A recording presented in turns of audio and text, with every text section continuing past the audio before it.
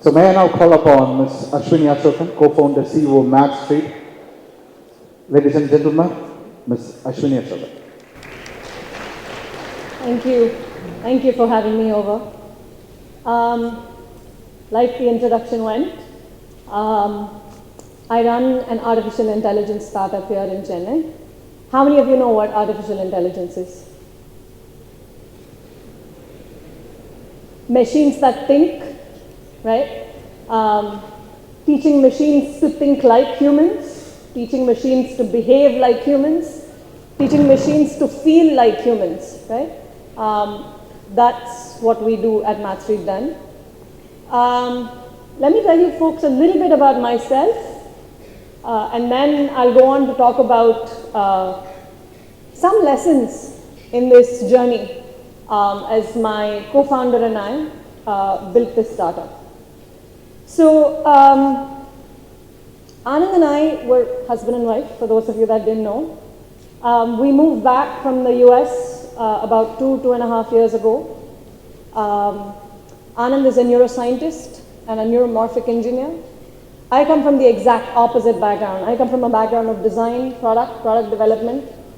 At some point, I think in 10, 12 years into academia and the corporate world, I think we just decided to call it quits and start our own company. Now, I believe that there are 3 different reasons why people start or found startups, right? How many of you here want to start up or are in the process of starting up? Can you put your hands up? Okay, how many of you are already starting up or doing something to start up? Not so many. How many of you want to start up again? All right, okay.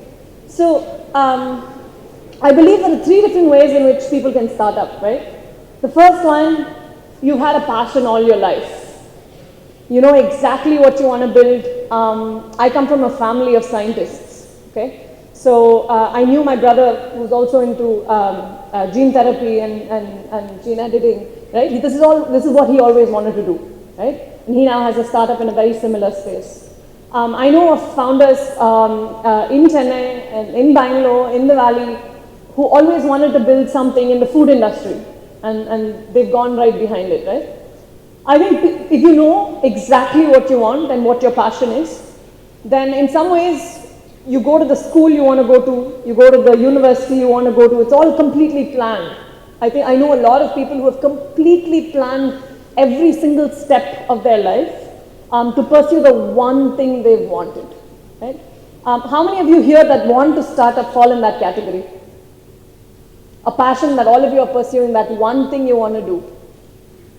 1%. Yeah, I thought as much. It's very rare to come across someone who can plan all the dots perfectly ahead of time and luck favoring you, allowing those dots to fall in line, right? That's one way to start up. I think it's very rare to find people that fall in this category. The second category is people that are interested in starting up, but there's a need, there's a problem you want to solve, right? Something that affected you in your day-to-day life, something that we just heard in the talk on the invisible pig, right? So it might be something as simple as I've had friends start up because the payment portal was really annoying, right? Paying online is a pain. I'm going to go start my own startup, free charge. You have the Paytm wallet. You've got, InstaMojo. You've got so many startups in India today that are attacking that really very specific problem of solving payment for people. Very, very focused, specific problem. But somebody, in a job or while buying something online had that problem and they decided to step out of their office or, graduate and then go build that company. So you faced the problem in life, you felt the need to build something. I've had friends come over and tell me, I want to start the equivalent of, e-commerce for moms and dads, right? So people that have young kids, what do we do? Where do I go online? Flipkart is not necessarily focusing on children's products. What do I do, right? So people feel the need, a problem, and a lot of people are motivated to actually go and build that startup, right? So I think that how many of you here are in that category, looking for a need or a problem to solve? I'd wager most of you are in that category, right? So you're just looking to solve a problem, you understand the problem and a need, and you want to go build a company to solve that, right? Anand and I come from the third category, where we didn't know we were going to start. We both had very different careers. In Chennai, I'm from Chennai originally. I graduated from Vaishnav in early 2000, and I was the first batch of the folks coming out of visual communication degree, right? BSc Visual Communication. At that point, I was a dancer. I was a professional dancer and a professional singer.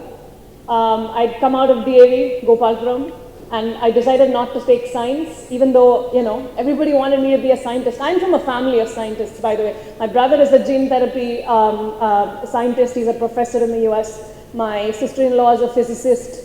Anand is a neuroscientist. Anand's sister is a toxicologist. So I come from a family of people that have only done PhDs, postdocs, and been in academia all their life.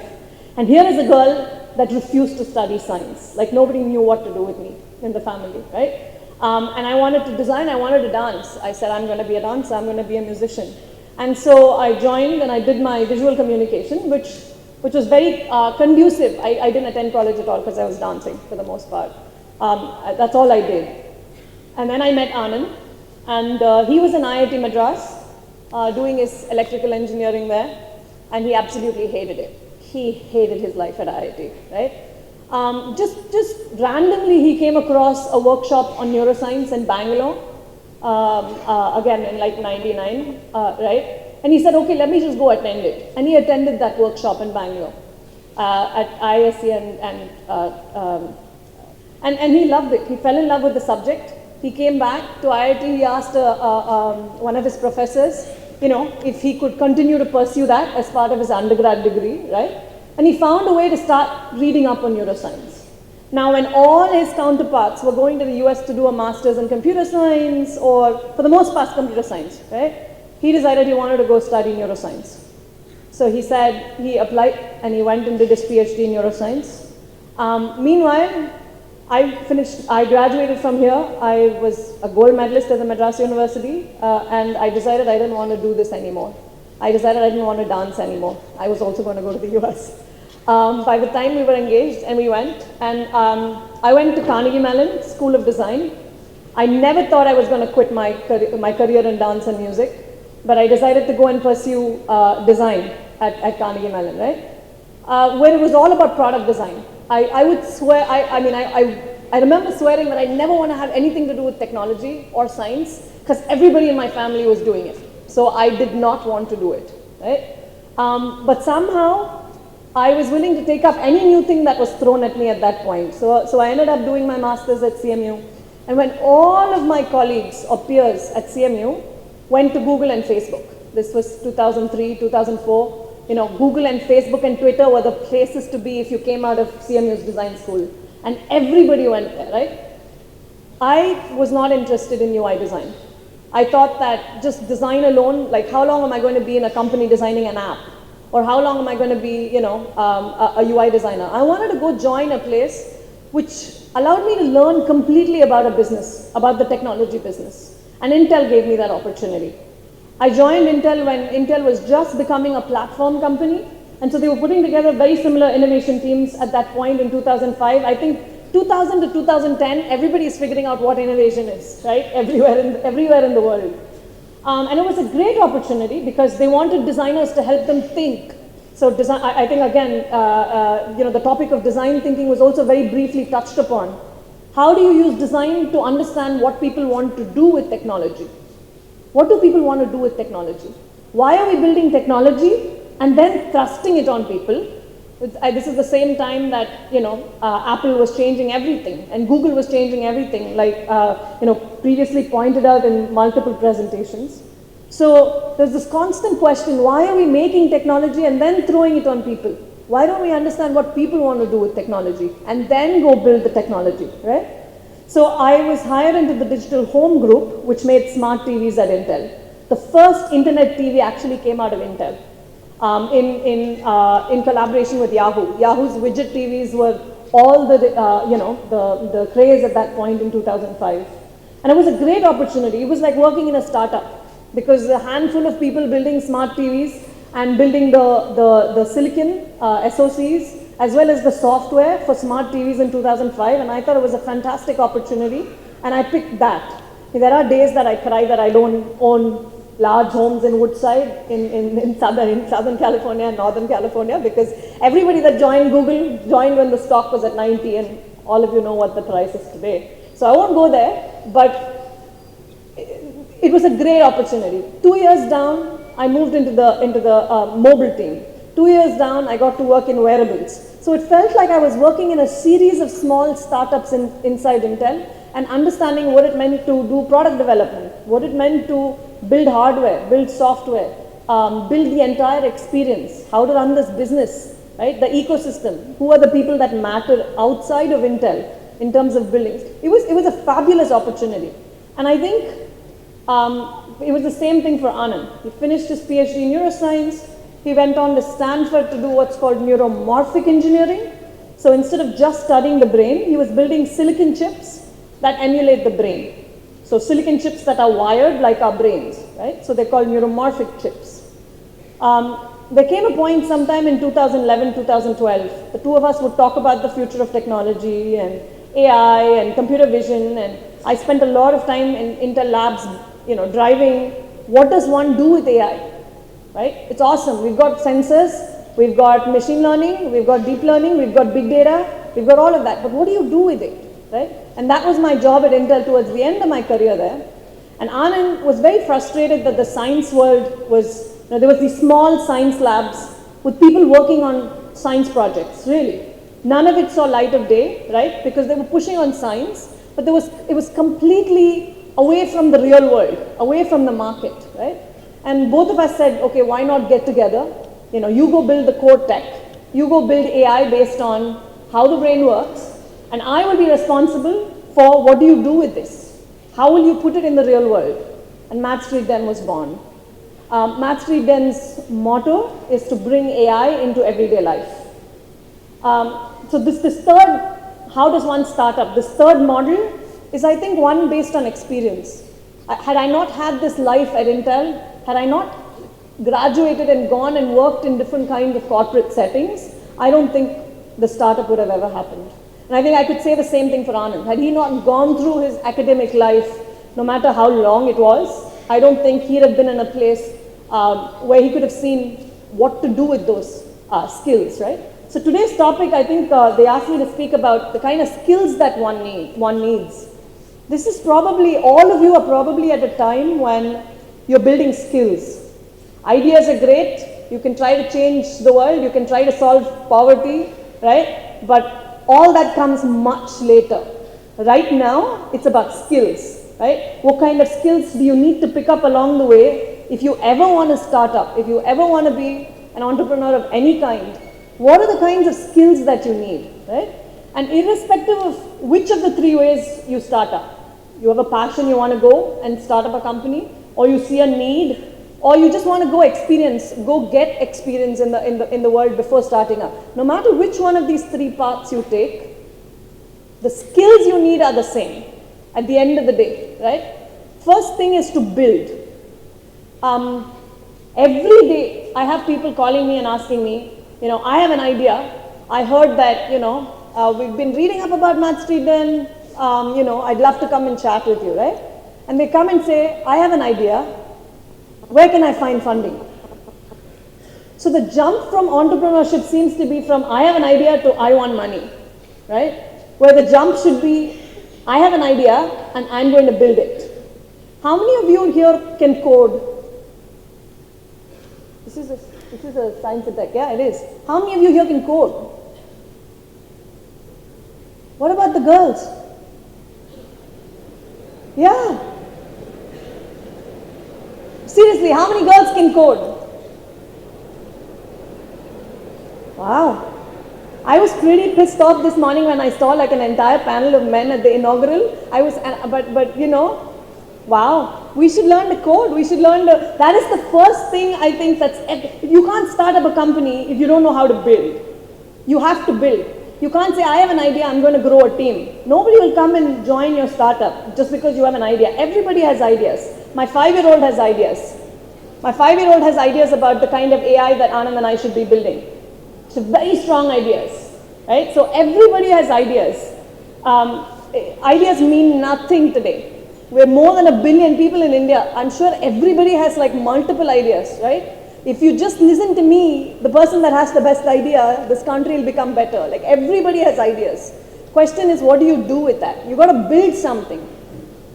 Scala, Python, right? Django, all the big data tools are for basic data analytics, right? There's so many different kinds of courses you could take. How many of you know of Coursera or Udemy? What about the girls? Oh, there, I saw a few hands up, go there. You can learn all of these online on udemy.com or coursera.com. That's all. You just have to go to these websites and you can learn all of these courses online. There's nothing that you can't learn, especially when it comes to building, right? So if you want to build a startup, you need to build. You need to either be a coder, which is one kind of building, or the other kind of building that you can do is be a designer. How many of you are designers or can design? That's a skill. Oh, more girls, yay. Okay, so that's a skill that you can't do a startup without as well, design. It's important, whatever product you build, you're going to have to find a way to put it in the hands of people. And that's what design does.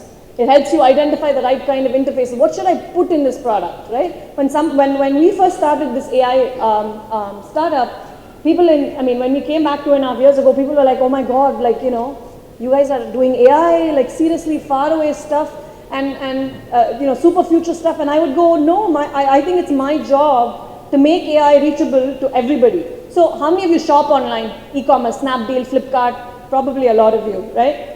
So if you go and click on any object, at the bottom you have a recommendation carousel, right? It says you can also view this and this. People will sell you multiple other products, right? What we do at Match3 then is something so simple, very, very down to the simplest thing, right? We're building computer vision, which is teaching cameras to see. They will identify objects, identify people, identify expressions and emotions. They can identify the clothes you're wearing as a salwar, pant, shirt, stripes, you know, colors. So we're completely focused on computer vision, right? And when everybody came and told me, why are you not building robotics? Why, you know, and we are, right? Why are you not building full-on robots?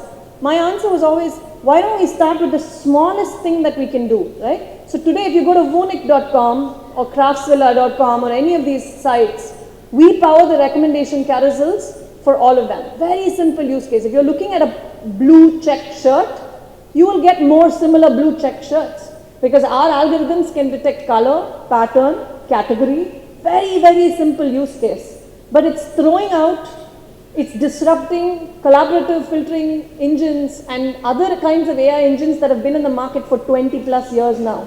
We are going in and replacing Amazon's recommendation engine with customers around the globe right now, right? It's not our only application. We're building applications in robotics and drones and multiple of those things. But starting small, and design is so important. If you don't understand how people browse or shop online, if you don't know where or how to put that recommendation carousel, there is no way you can succeed, right? So you either build, meaning code, or you build through design, and you truly understand what the market wants, or 3, you're a total hustler. Okay, அப்பா வந்து சின்ன வயசுல 5 ரூபாய் கொடுத்து அதை நீ வந்து 25 ரூபாய் ஆக்கி 3 பெப்சி குடிச்சாலும் you're a hustler, 100% hustler, right? So you have a way of taking really little bits and pieces of money and you know how to make it really big, right? So you obviously have a financial, you know, you're a total financial hustler, or you know how to build a business and it just comes naturally to you, right? Or at least you have the inclination to learn, in which case you go to a company and you learn how a business is built. So there are only 3 ways in which you can really start up, 3 skills that you absolutely must have. Imagine otherwise building a team. You're like, hey, I have an idea. Do you want to be a part of my startup? I have an idea. Why don't you be a part of my startup? Is what that person will tell you, right? So unless you actually have a product, And unless you can actually sell that product and that vision to someone, you will not have a second team member. You will never find a co-founder unless you have something to show for, right? So 3 extremely important skills, I think, at the end of the day, right? That all of us, this journey has taught me that without these 3 skills, it's absolutely impossible to build a startup, right? The last thing I think I'll finish off with is 3 guidelines or 3 principles, right? That I'd like to leave you folks with at the end of the day. Know your strengths. I've had a lot of people come to me and tell me, "Moon varshama and the prototype built pannirukken. It's not going anywhere. We're a team of 20 people or something, and managed to even bring people along, but nothing is happening," right? I mean, I have college, some of them come and say, "I'm moonlighting, I work at one of, an IT company and we only build at night," right? If you've been building something for a long time and it's not gone anywhere, reality check, right? Maybe it's not the right thing for you to be doing. Maybe the product is not the best idea. Maybe you have the wrong team. Maybe you haven't figured out your product market fit yet. Maybe you don't understand your customers. You need to know your strength if you're starting up, right? And you have to be really critical about it. Even now, I would say every month we look back at some of the things we did in the previous month and we laugh. We laugh or get angry about it, right? Because starting up is only about putting out fires. Let me tell you that much. It's not about this beautiful innovation thing that all of us are sitting and happily doing in a room. You're literally solving problems every day. Customer comes back and says this product is rubbish, or you have competition suddenly, or you ran out of money, or your team members don't believe in your vision and want to leave. Starting up is only about problems, right? And somehow finding that ray of hope in the middle of all these problems and keeping at it, right? So, but you need to know what your strengths are. Without operating from a point of what your strength is, it's practically impossible to build a startup there, right? The second thing is, like I said, be practical and critical of yourself. There are lots of startup platforms today that write about new startups, right? And we celebrate startups in India. Startup India, Make in India, these are fabulous initiatives. But on the other hand, it makes starting up look very simple. And I think the chairman at the beginning of the session earlier mentioned that it's hard. While Startup India and Make in India can give you, a little boost here and there in the form of, incentives in some way, it's not going to help you build your startup. Like you are going to build your startup, nobody else. So be very practical, right? And especially the women. I'm a woman here. It seems like I'm a token woman here today. I'm literally the only woman here on between multiple sessions. I hope there are more later. But I don't know. Find a family that will make you want to start up. Don't force fit yourself into families that will accept you to work, right? If you want to start up, and then find a family that will support that. I feel like be very practical and do not have to give up everything that you're doing just because you think of that starting up is only for people that have money or people that have some kind of cushion or networks, right? So I think being practical, being critical of yourself, but also really pursuing what you want is really important. And the last thing, when opportunity knocks on the door, answer the door, right? Last week, somebody was telling me they didn't know how to professionally network. I think all of us at some level face this, right? I have an idea, I'm building a startup or I'm building a prototype, but you're in isolation. You're sitting there by yourself and just coding. You have no idea if what you're doing is right or wrong. You're just pursuing something. Where do you get motivation from? Where do you get a community? How many of you know that Chennai has several different meetups and startup groups? How many of you know that? Can you put your hands up? Wow. Yeah, so Chennai Open Coffee Club. Go look it up on Facebook. I'm sure all of you are on Facebook. Go look up Chennai Open Coffee Club. There's another one called Filter Coffee Mafia. Yeah, I'll save that. There's also a new community called the Head Start Network. There are several different kinds of meetups where people that are building something, even just coding or prototyping, come to those events, right? It's not so big. It'll be like 40 people, 50 people stuck in a coffee day, but they'll be talking about their idea. They'll be talking about their prototype. they'll show each other their prototype and everybody will critique. So it's kind of like a community thing that happens every week in the city. You'll find meetups coming together. Go online, go on Facebook and unearth these meetups, right? Because that's the only way you're going to figure out how to keep moving ahead, right? So these are all opportunities that you should not be missing. Like I said, if you want to button up your code, go online and learn. Read up blogs. There are full blogs that just talk about how to start up. Every single piece of the or phase of starting up, there's so much on the internet, like you won't even get to like 1/100th of it, right? There's so much out there. So between networking, between reading up online and really honing your skills, I think you have to take up every opportunity that comes your way, right? If some of you are looking for funding, now would be a great time to walk up to him and say, hey, can you introduce me to the Chennai Angels Network? Like, I think I'm ready for funding, or I've got, so you need to use every opportunity. You've got to totally hustle, or building a startup is almost, it's hard enough that many people starting up don't make it, right? It's even harder to just start up. So, and I'll leave with one last thought, right? How many of you here want to learn to code on the side of all the women here? Anyone who wants to learn to code? Because there are very few of you that are actually coding or designing. Anyone with interest to code, wanting to code? Yeah, that's a lot more. That's a lot more people interested in code than actually coding. I don't know, I'd love to leave my email address or something. So if you guys want to reach out and learn how to code, I'd be more than happy to put you on to a bunch of resources. The internet is filled with ways to learn and ways to code, so don't stop. I'll finish with that. Thank you. That was inspirational. Thank you.